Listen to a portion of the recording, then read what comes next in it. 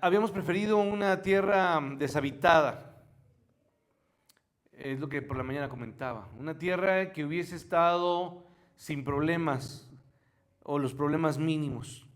Pero yo les decía por la mañana que el no tener problemas en esta vida, hermanos, el no tener enfermedades, el no tener situaciones complicadas a las que tenemos que enfrentar, y yo pudiera tratar de pensar en alguno de sus problemas, quizá de algunos de aquí conozco algunos problemas y de otros muchos problemas, o otros conozco pocos problemas, pero la realidad es que usted enfrenta a diario personas, situaciones, conflictos de diferente índole. Cosas que usted sabe que día a día van a ser un problema para usted y cosas que usted no sabía de la nada. Es como cuando sucede un accidente. Los accidentes no lo sabemos. Por ejemplo, el enfrentar el trabajo, pues es algo que usted ya sabe que el día de mañana se tiene que parar, ¿no? Y tiene que ir a trabajar y va a tener que hacer tal cosa, o tiene que juntar tal cosa, etcétera. Eso quizá para las personas que ya se jubilaron, pues eso ya lo dejaron atrás. Yo le preguntaría, ¿usted que se jubiló ya no tiene ningún problema? No, sigue teniendo problemas. Hay situaciones que usted tiene que enfrentar. Pero lo que estoy diciendo entonces es que si no hubiese habido ninguna dificultad para entrar a la tierra prometida, esto no hubiera permitido que Dios extendiera su poder, desplegara su gloria y que ese pueblo, Josué y todo ese pueblo, esa generación, pudiera ver lo grande, lo maravilloso, lo misericordioso que es ¿quién? Dios. Porque el poder de Dios lo vemos más cuando nosotros nos encontramos en dificultad. Cuando de repente no encontramos salida y Él abre, ¿qué? Abre camino. Hay un canto que dice así: Él es el que abre caminos. Cuando no hay posibilidad de ir a ninguna parte, Él abre y da una, ¿qué? Una salida. Él permite eso. Un autor dijo que al iniciar grandes tareas espirituales somos confrontados con dificultades que van más allá de nuestras fuerzas. A ver, voy a repetirlo para que lo entendamos todos. Al iniciar grandes tareas, y ahora vamos a iniciar una gran tarea. Este año comienza con varias cosas. Tenemos que iniciar y hacer, y usted y yo tenemos que sumarnos a hacer más tareas.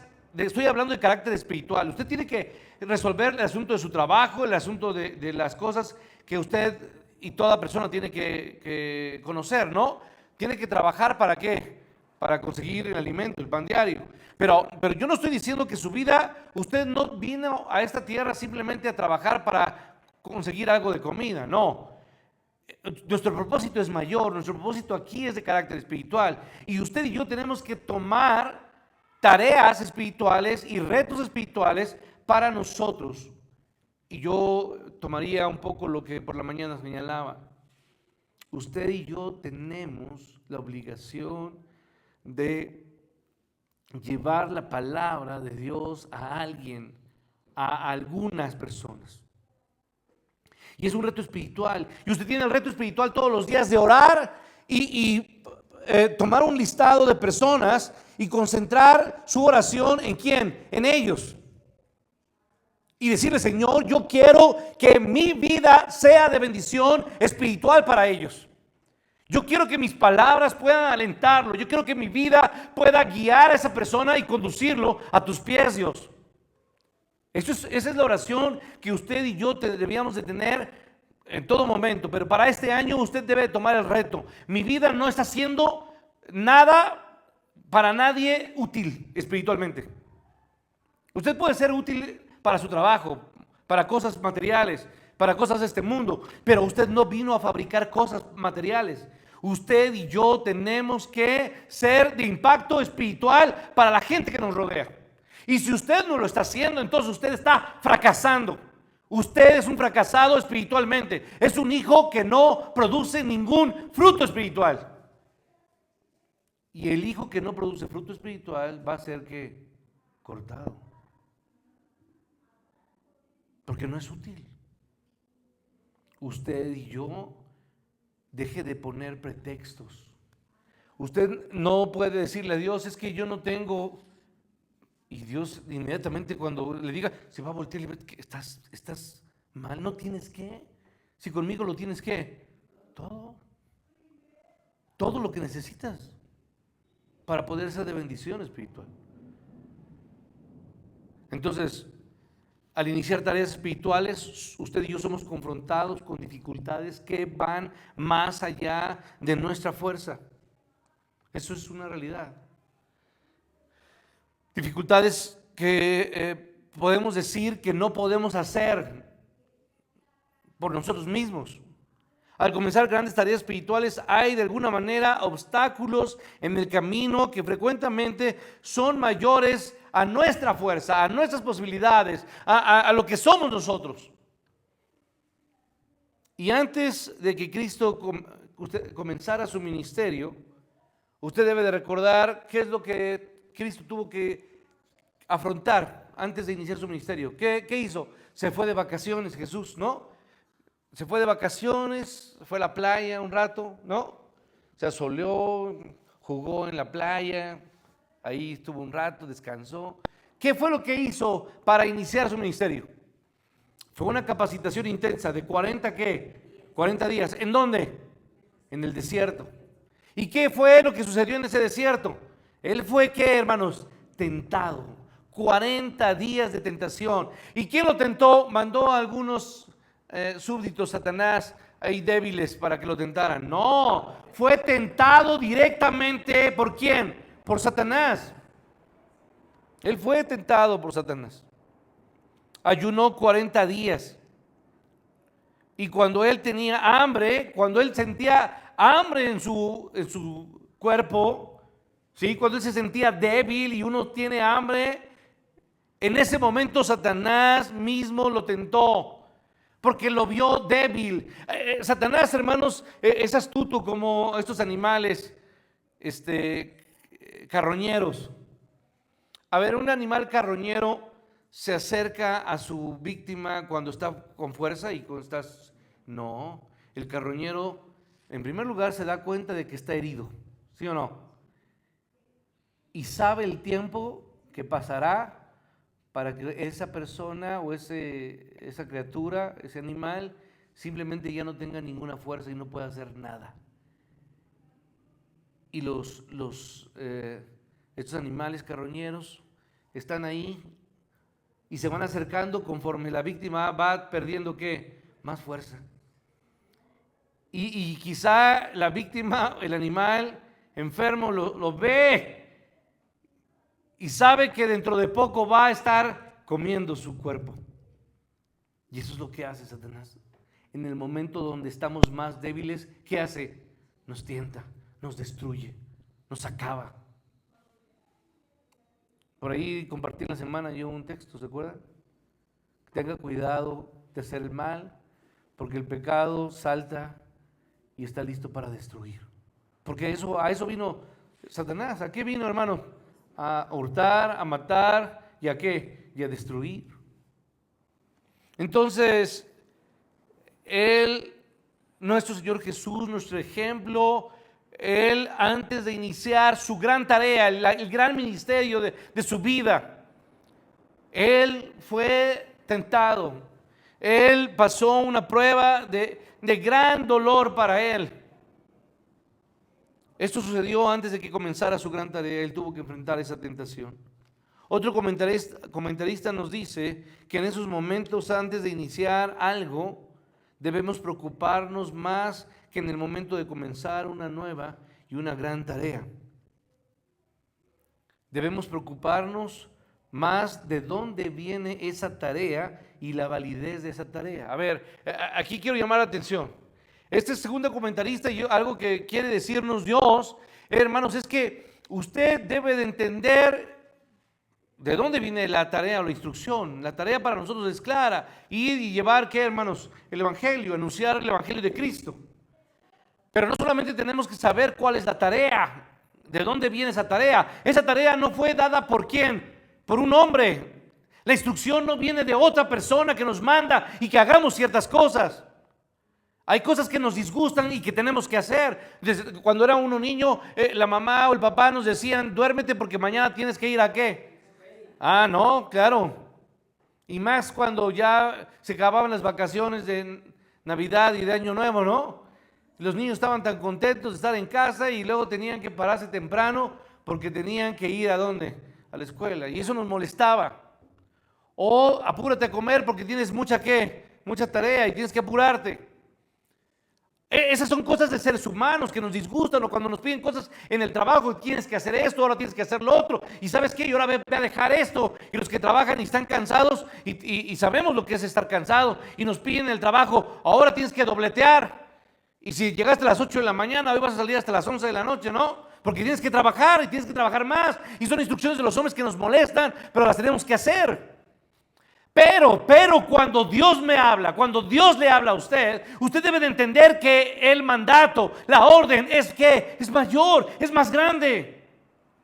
Y por lo tanto el reto es que es aún más difícil y más grande. Y no solo eso, tenemos que entender de dónde viene la tarea, sino la validez de esa tarea. No importa nuestra fuerza, no importa nuestra habilidad. ¿Por qué, hermanos? Porque si Dios nos pide que hagamos algo, ¿quién nos va a ayudar a terminar a hacerlo? Él. Entonces no importa lo difícil que sea, si Él me dijo, ve y lleva eso, ve y proclama, ve y háblale a esa persona, ve y visita a esa persona, ve y ayuda a esa persona, usted no se preocupe por lo difícil que eso va a implicar. Usted debe estar consciente que si Dios le está ordenando, Él se encargará de darle todo lo que usted necesita para cumplir la tarea. Entonces debe de entender claro todos los que estamos aquí, y pongo como ejemplo ahorita a mi hermana Sofía. Si Dios le ha dicho, habla a tu familia, predica el evangelio allá, yo voy a encargarme de darte todo lo que necesitas para que Loma Alta pueda conocer tu palabra, mi palabra. ¿Sí? Entonces usted no se preocupe por eso. Preocúpese que Dios efectivamente esté ordenándole y sepa y entienda que es válida la misión o la tarea que Dios nos está ordenando. Si Dios ordena, entonces Él se encargará de darnos la fortaleza, la fuerza, los medios para que eso se logre finalmente. Y si es Dios, hermanos, entonces ¿cuál es la clave para hacer las cosas? Pues Dios. ¿No? Es Dios el que nos dará todo. Esa es la pregunta. Mi pregunta para usted, hermano, ¿Dios le está hablando? Tiene que asegurarse de que Dios le está hablando a su vida. Dios me está llamando, sí o no. Y una vez que yo respondo a esa pregunta, entonces el resto del camino es mucho más fácil. Porque la fortaleza para vencer la dificultad va a estar allí, pero junto con la dificultad y la prueba y todas las necesidades, Dios estará disponible para darnos todo. Darnos cuando las cosas, hermanos, cuando las necesitemos. No antes. En el momento que lo necesitemos, Dios abrirá las ventanas de los cielos y ¿qué? Y derramará bendición hasta que sobreabunde. Entonces, nosotros al orar preferimos pensar en tareas, en desafíos del tamaño de nuestras fortalezas. Ese es un error. Mire, hermanos, usted y yo tenemos esa mentalidad a escoger tareas o desafíos del tamaño de nuestra ¿qué? De nuestras posibilidades, de nuestra fuerza. Como la persona que va a un gimnasio, ¿no? Si va a un gimnasio, pues una persona flaquita agarra una pesa y dice, pues agarro la de 25, ¿no? Y ya no va a agarrar la de 50 porque apenas si va a poder levantarla. Eso es lo que hace un ser humano. Pero Dios me dice, agarra la de 200. Y uno puede decir, 200, pues no voy a poder ni siquiera levantarla 2 centímetros. Si Dios nos dice que levantemos eso, Él va a darnos la ¿qué? La fuerza para hacerlos. Así es Dios. Entonces, Dios promete darnos la fortaleza conforme al tamaño de nuestros desafíos. Y su palabra lo dice, que inclusive cuando viene la prueba o cuando viene una calamidad, dice la Escritura que Dios no nos dará una prueba que no podamos, ¿qué, hermanos? Soportar. Entonces, y eso es lo que Dios le promete a Josué. Josué, tú has sido llamado a reemplazar a alguien que era muy grande. ¿Quién era? Moisés. ¿Sí? Pero no sin antes haber sido preparado, equipado por Dios. Y ahora Josué, después de 40 años de formación, es el hombre que Dios ha decidido usar para dirigir a todo un pueblo. Más de 2 millones de personas. Cuando nosotros leemos en Daniel acerca del pueblo, este pueblo de Dios, en el libro de Daniel, y se nos dice que el pueblo que conoce a su Dios, entendemos las condiciones de ese pueblo. Quiero que me acompañe a Daniel 11, por favor. Vaya al libro de Daniel, capítulo 11. Y aquí podemos entender un poco de ese pueblo. El entender las condiciones de ese pueblo nos va a ayudar a entender por qué Josué estaba listo para la tarea. Por qué pasaron 40 años y por 40 años Josué conoció al Dios en el desierto y vio sus milagros, luchó por el pueblo hebreo como soldado, vio sus victorias. Josué probó el maná, Josué vio la columna de fuego, Josué vio descender del cielo el maná, y Josué fue testigo de la nube que protegía por el día. 40 años Josué fue testigo del amor, de la misericordia, del cuidado de Dios para con él y para con su pueblo. Y por eso a Josué se le dice: esfuérzate y qué, y sé valiente. Ahora, si usted tiene Daniel capítulo 11, por favor, quiero que tenga ahí este pasaje.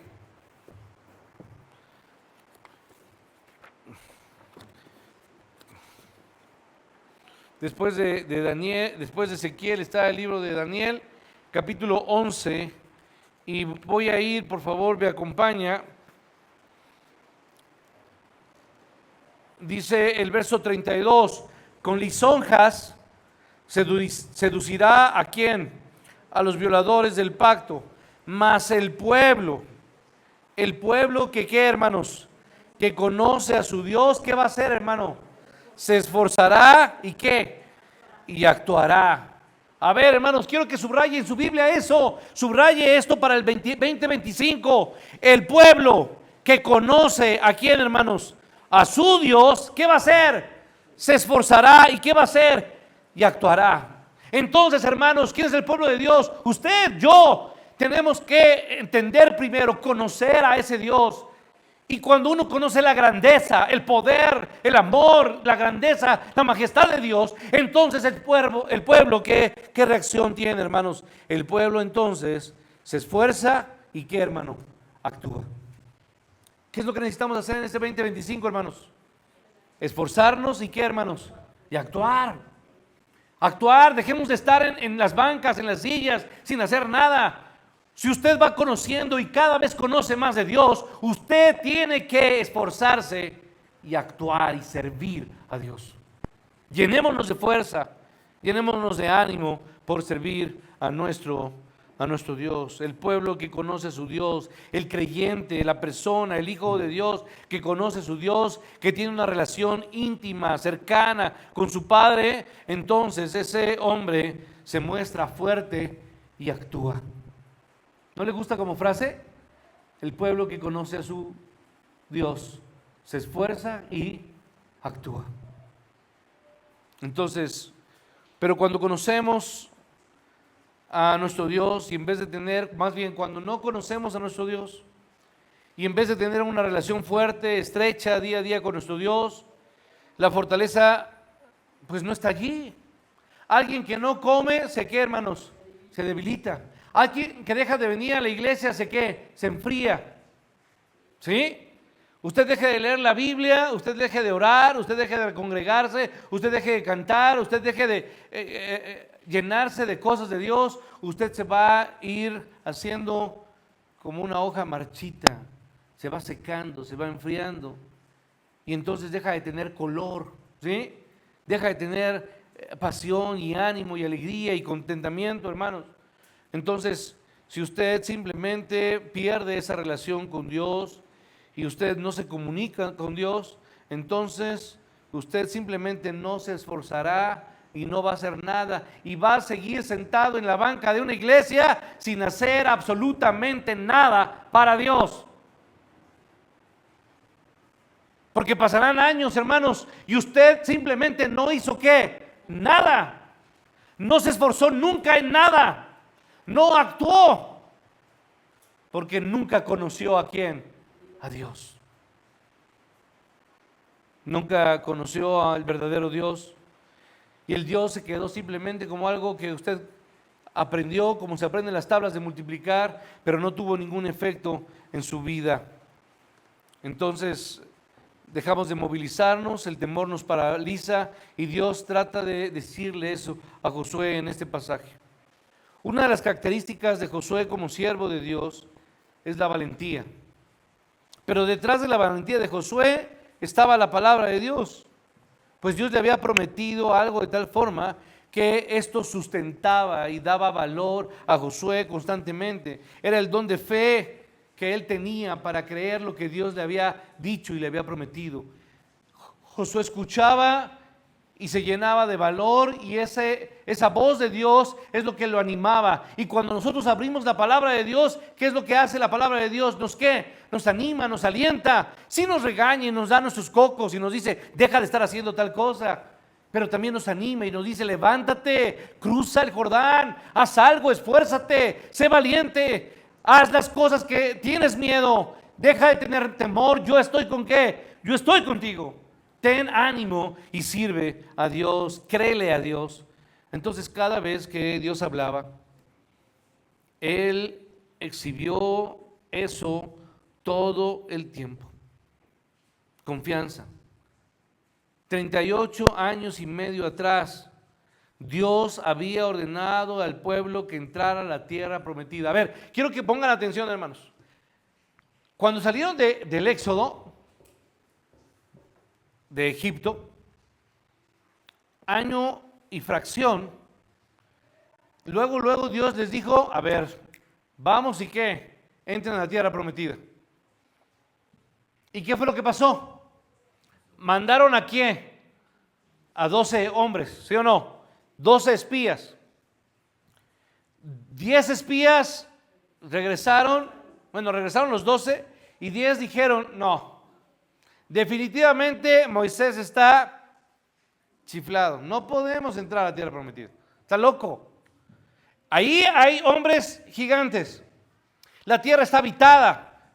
Esos hombres son militares, tienen especialidades de milicia. Es un pueblo numeroso, es un pueblo poderoso, son fuertes. No podemos hacer nada. Es más, algunos dijeron, regresemos ¿a dónde? A Egipto. Porque si no vamos a morir. Y solamente dos. ¿Quién y quién? Caleb y qué? Y Josué. Es más, Caleb también lleno de valor, ¿qué dijo? A mí me das la punta de Hebrón. Yo quiero ese lugar. Yo voy y me vas a dar ese lugar. Caleb y Josué dijeron, entremos y tomemos la tierra prometida. Pero como aplicaron la democracia, la triste democracia, hermanos, la Biblia no nos inspira un acto democrático, ¿sí? La Biblia no nos llama a ser democráticos. Nosotros tenemos que ser, hermanos, ¿qué? Teocráticos. No hacer lo que el hombre quiere, sino lo que ¿qué? Lo que Dios dice. La teocracia. No la democracia. Demos pueblo, kratos poder. Entonces, hermanos, 38 años atrás Dios les había ordenado a ese pueblo que entraran y tomaran la tierra prometida. Pero 10 hombres se negaron, dieron un reporte, un informe de desánimo, de no es posible, de no podremos. Y Dios hizo que toda esa generación de personas, incluyendo esos 10 hombres, junto con toda la generación que muriera. Toda la generación murió. ¿A excepción de quién?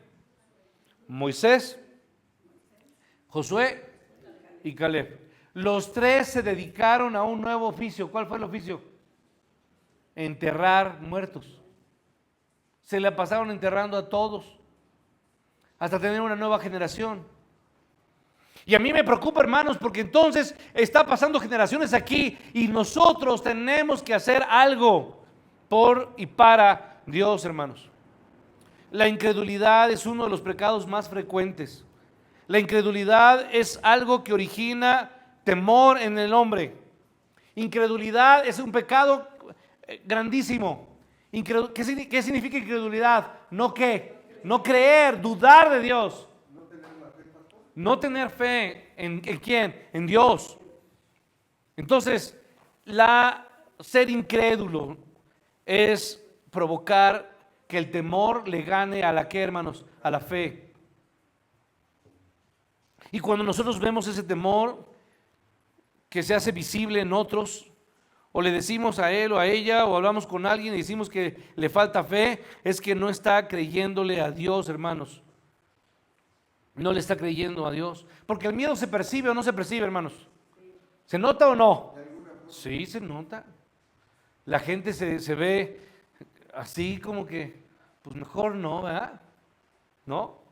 Nos da temor, la falta de fe, y no estamos creyéndole a Dios, y eso es lo que Él nos orilla, y carecemos de valor en todo, y decimos eso, hasta muchas veces nos encontramos en una situación de peligro y nos atemorizamos. Usted y yo somos muy buenos quizá para decir ten fe, ten valor, sé valiente, esfuérzate, pero cuando usted y yo nos encontramos en una situación difícil, nosotros muchas veces somos los primeros en ¿qué, hermanos? En achicopalarnos, en dudar, en paralizarnos. Entonces, hermanos, todos aquí estamos susceptibles a que el día de mañana pase algo con nosotros, ¿sí o no? Sí. Y esto nos puede suceder en cualquier momento. Entonces, en ese momento nos acordamos de las veces que hemos juzgado a otros de esa manera y no nos acordamos para pedir perdón a nuestro Dios, porque nosotros también le hemos dicho a mucha gente, es que tú no crees en Dios, tú tienes temor, tú no te llenas de valor, pero cuando usted y yo estamos en ese mismo lugar, tenemos que demostrar que no solamente lo decimos, sino que efectivamente creemos en Dios. Josué está siendo animado por Dios a dejar el temor a un lado, a ser fuerte y a ser ¿qué, hermanos? Valiente. Hay dos maneras como yo puedo ser valiente. Y con esto termino. Primero, puedo ser valiente basado en mi experiencia, en mis dones, en algo que yo sé, en algo que yo he hecho antes, pero eso es orgullo y eso no va a servir delante de Dios. Claro, es como la persona que sabe hacer tal cosa, ¿no? Una persona que sabe hacer algo que usted y yo no sabemos, no va a tener miedo a hacerlo, ¿sí o no? Porque lo hace y lo sabe y sabe qué tiene que hacer. Pero las personas que no sabemos podemos llenarnos de miedo. Hermanos, cuando basamos nuestra vida, más bien cuando nuestro valor o valentía se basa en mi experiencia, eso puede servirme para ciertas cosas, pero no para servir a mi Dios. Sin embargo, yo puedo ser valiente cuando yo dejo de confiar en mí y confío en las promesas de Dios. Eso es lo que Dios trata de comunicarle a Josué. Josué, yo voy a estar contigo, mi presencia te debe de ser suficiente, lo fue para la generación de Moisés y debe de ser suficiente para ti. Entonces la presencia de Dios es la garantía de que Dios está en medio de nosotros y de que Él estará siempre con nosotros. De que no nos dejará, como dice el texto, y no nos va a, ¿qué, hermanos? Abandonar. Nunca nos va a desamparar, nunca Él va a ser insuficiente, porque Cristo siempre es suficiente y más que suficiente. Entonces Cristo, antes de ascender a los cielos, entendió que esto era muy importante, que sus discípulos escucharan en sus últimas palabras. Muchas veces nos acordamos de las últimas palabras de Cristo en la cruz, pero sus últimas palabras en la tierra no fueron las de la cruz. ¿Cuáles fueron sus últimas palabras? ¿Lo recuerda? Vaya usted a Mateo 20:20 y quiero que usted termine con este pasaje conmigo. Vamos a Mateo 20, por favor. Y cuando lo tenga le invito a que se ponga sobre sus pies. Mateo 20, por favor.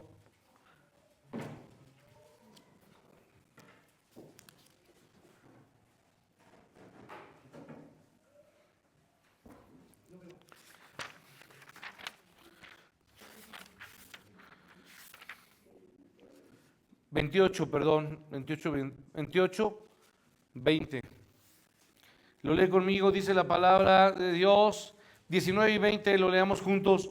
Por tanto, id y haced discípulos a todas las naciones, bautizándolos en el nombre del Padre y del Hijo y del Espíritu Santo, enseñándoles que guarden todas las cosas que os he mandado. Y he aquí, yo estoy con vosotros todos los días hasta el fin del mundo.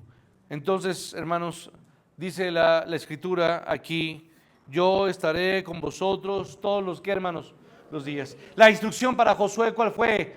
Levántate, cruza el Jordán, atrévete, entiende, si tú conoces a Dios, el pueblo que conoce a su Dios, los hijos que conocen a su Dios, es un pueblo que se esfuerza y ¿qué? Y actúa.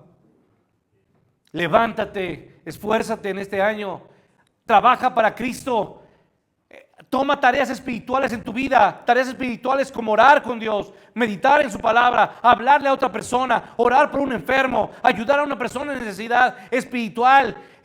Usted debe de preocuparse porque la gente hoy carece de fuerza espiritual y la gente necesita eso de Dios. Entonces, hermanos, Dios nos ha dado promesas. Esto es una garantía de que Él estará con nosotros. Dios nos ha dado una palabra y eso es una palabra segura. Dios nos ha dado su presencia que muere en nosotros y su poder nos sustentará hasta el fin del mundo. Hermanos, tenga ánimo. Conozcamos cada día más de Dios. Esforcémonos, seamos valientes y actuemos para nuestro Dios. Amén.